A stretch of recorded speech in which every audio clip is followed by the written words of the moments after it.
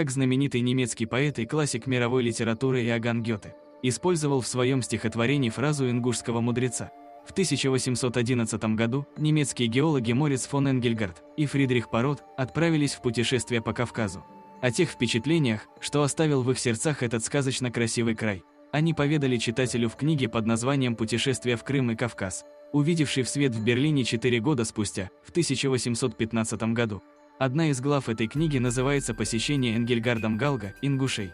В этой главе немецкий геолог описывает чарующую природу земли ингушской и некоторые обычаи живущего на ней народа. Среди всего прочего, Энгельгард описывал, что один житель горного ингушского селения предложением о покорности выразил коротким ответом: «Над своей шапкой я вижу только небо».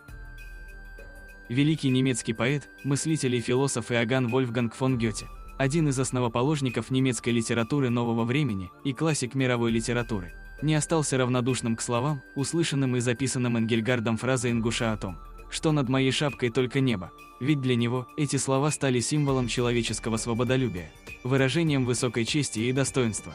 Прочитав эту фразу ингуша, известный поэт Гёте был настолько очарован свободолюбивым ингушом, что это вдохновило его на написание стихотворения «Фрайзен», что в переводе означает «свободомыслие».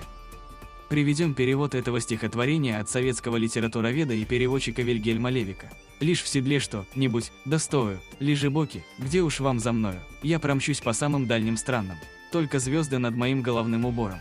Велел он звездам, чтобы зажглись, да светит нам в пути, смотри же, неотрывно ввысь, чтоб радость обрести.